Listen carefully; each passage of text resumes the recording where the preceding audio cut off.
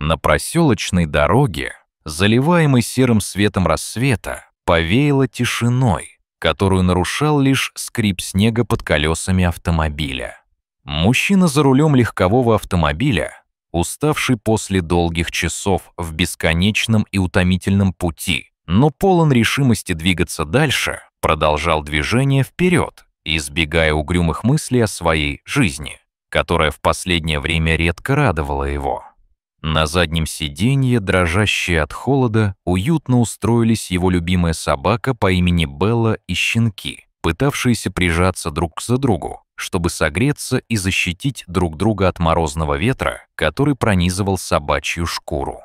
Казалось, мир вокруг застывал в ожидании, а чувство хрупкости и уязвимости этих маленьких созданий напоминало ему о том, как иногда жесток мир, особенно для тех, кто не может за себя постоять. Вдруг, как будто под действием невидимой силы, мужчина стал прижимать тормоза и незапланированно свернул на узкую тропу, уходящую в густой и непролазный лес, укрытый снежным покровом.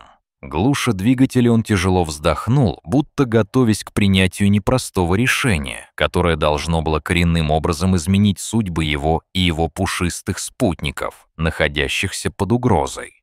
Открыв багажник, его рука грубо вытаскивает собаку и щенков. Его горло сжимается от жалости, и он не может избавиться от боли в сердце, не обращая внимания на их жалобные и трогающие душу крики, полные страха и нежной привязанности. Внутри него разгорелась борьба между страхом за своих питомцев и жгучим желанием не допустить, чтобы их жизнь стала для него обузой, и долг, который звал его к уходу, заставляет его все больше не знать, как поступить. «Это необходимо», — шептал он себе в отчаянии, отводя взгляд от терзающих его угрызений совести. Щенки пищат, протестуя против своей судьбы, а Белла инстинктивно пытается их согреть своим телом, прижимая к себе, готовая на все ради защиты своих детей, которые полагались на нее.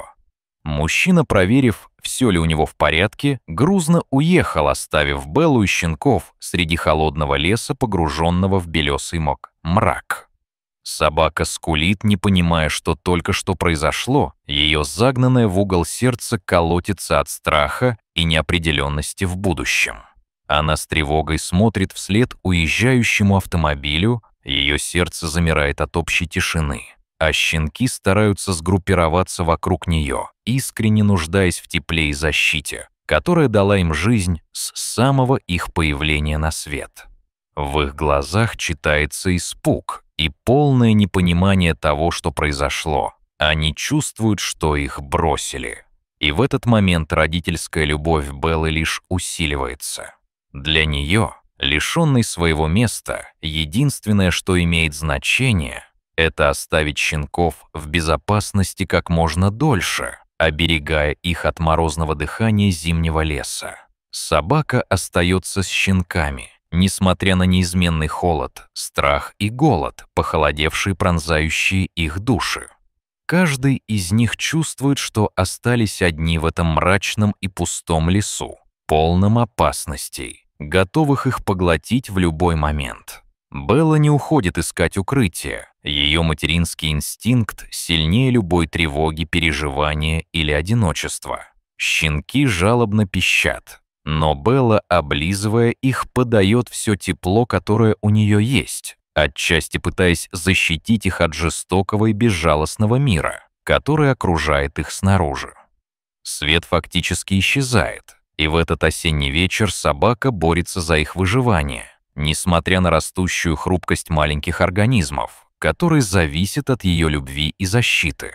Она остается с ними, из-за чего щенки поднимают свои головки и вздрагивают, желая лишь одного, чтобы щенки были в тепле, чтобы они могли ощутить безопасность, пока они находятся под ее защитой. Белла, собравшись с силами, начинает искать еду, но ее усилия тщетны. Она не находит ничего, кроме снега и холодного ветра. Сквозь деревья и думая о своих малышах, которых необходимо кормить и согревать, она тихо бродит, и вдруг замечает лису, крадущуюся в ее сторону, потирая лапки от холода. Запах свежей добычи вызывает у нее желание защитить своих щенков любой ценой, даже если это означает рискнуть своей жизнью. Чувствуя себя готовой к бою и инстинктивно глядя на своих врагов, она поворачивается лицом к лисе, казалось бы, одно большое, полное решимости существо. Лиса, увидев полное решимости выражение Беллы и ее несломленный дух, решает отступить, покидая это поле боя. Собака, выдохнув с облегчением, снова возвратится к своим малышам, готовая вновь оберегать их, давая им дополнительные шансы на выживание, и сама желая, чтобы у щенков все будет хорошо. Неожиданно жизнь делает неожиданный поворот, когда мужчина на грузовике, проезжающем по этой дороге, замечает эту сцену. Собаку, щенков и лису, кочующие в пустом лесу, замерзающем от зимнего холода. Он останавливается, его сердце сжимается от сострадания, и, едва успев работать своими чувствами, хватается за ручку двери, чтобы выйти. Хватая их на руки, он берет Беллу и щенков в свой дом, согревая их, заботясь о них так, словно это его собственные дети и часть его жизни. Это, пожалуй, был тот момент, когда он понимал, что в его сердце вновь зажглась искорка любви и надежды, освещая его жизнь. Чудо происходит, и, наконец, они уснули, уютно устроившись рядом друг с другом для большей безопасности и комфорта. Улыбка появляется на лицах мужчины и вновь появившихся новых членов его семьи. Это тепло вернулось, и, кажется, наступила долгожданная безмятежность в их жизни, которую так сложно было заметить в быстро проносящейся суете времени. В доме мужчины воцаряется тишина, но она не давит на душу. Наоборот, нагружает ее заботой и нежностью. Он наблюдает за Беллой, восхищаясь ее преданностью, ее силой, ее истинной природой в условиях, когда не каждый бы выжил. Этот момент, наконец, открывает ему глаза на истинные ценности жизни, особенно когда есть кто-то, ради кого стоит жить и кем стоит дорожить в этом мире. Белла оберегает своих щенков, уютно устроившись ближе к коробке, в которой они живут. Грей, так звали мужчину, приготовил еду для них, изо всех сил стараясь обеспечить безопасность своих питомцев. Но его детское, доброе сердце не позволяет оставить их у себя, и он решает обратиться к ветеринару, понимая, что они нуждаются в профессиональной помощи для обеспечения безопасности и профилактики болезней. Он звонит Аарону, чтобы узнать, кто сможет принять щенков, нуждающихся в заботе и защитниках, ведь он не может смириться с мыслью о том, что они могут оказаться вновь на улице и подвергаться опасности. Вскоре ветеринар Аарон приходит, осматривает Беллу и щенков, но его взгляд притянут к старым травмам, которые оставили следы на животном. Он замечает, что еще одного щенка рана не зажила, и Грей осознает, что щенков кто-то оставил на морозе, подвергая их жизни опасности. Аарон, понимая всю серьезность ситуации, говорит Грею, что приютов нет, и он может оставить щенков у него дома, пока они не найдут гуманную помощь. Грей чувствует, как его сердце сжимается от чувства ответственности, когда он принимает решение о домашнем приюте, осознавая, что это его долг — выжить и спасти их. Теперь он отдает всего себя этим существам, начиная осознавать, что это, возможно, станет новой целью в его жизни. Грей начинает строить вольер для щенков, чтобы обеспечить их безопасность и защищенность, заботясь о том, чтобы ни один щенок не пострадал. Его руки работают быстро и уверенно, а в его сердце растет чувство теплоты и надежды. С каждым днем он больше привязывается к Белле и ее щенкам, наблюдая, как они растут на его глазах, становятся более игривыми и счастливыми благодаря его заботе. Грей начал говорить с Беллой, рассказывая ей о своих днях, делясь радостями и тревогами, стараясь ее поддерживать в трудные времена. Каждая история, каждая лирическая притча показывает ему, что настоящая дружба возможна, даже если она проходит через страдания. И он начал находить в этом утешение. Однажды Грей увидел внедорожник, который напомнил ему о том, что он оставил позади. Прошлое всплыло в его памяти, но в этот момент он почувствовал невероятную силу. Осознав то, что теперь он не одинок, что у него есть кто-то, кто полон любви и преданности, он знал, что должен остаться с ней и защищать неполную семью от всего, что может им угрожать. Белла и ее щенки стали частью его жизни, его новой истории, и он не собирается их отпустить. Теперь они вместе начали новую главу своей жизни, которая была полна надежд и новых испытаний. С каждым днем Грей начал замечать изменения в состоянии Беллы. Она стала меньше есть и чаще ложиться, что вызывало у него тревогу и сожаление о том, что ее здоровье может ухудшаться. С большим беспокойством он позвонил Аарону, который подтвердил его опасения. У Беллы действительно слабое сердце, а легкие могут быть сильно повреждены из-за постоянных холодов. Грей решает взять ситуацию в свои руки, принимая все меры, чтобы вылечить Беллу, внимательно следя за ее состоянием и делая все возможное для ее восстановления. К своему восторгу он видит, что она немного окрепла, и это наполняет его живительным источником надежды, что они смогут преодолеть все трудности вместе. Совсем скоро Грей увидел машину Дэна, своего соседа, который искал свою собаку. Дэн признался, что бросил Беллу в лесу, потому что не мог справиться с жизнью, что звучало как никчемное оправдание. С горечью и раздражением в глазах он не ожидал, что его страшный поступок вернется к нему как бумеранг, и теперь он должен будет иметь дело с последствиями своих слов и действий. Грей обвинил его в том, что он оставил собаку и щенков на мороз, в то время как сам остался бездушным, потерянным в своих собственных переживаниях.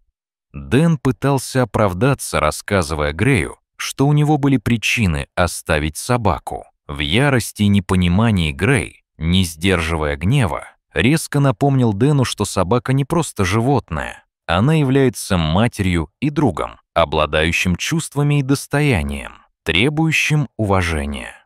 Грей угрожает Дэну, что если тот еще раз вернется, его встретит полиция, и он за свои поступки ответит по всей строгости закона.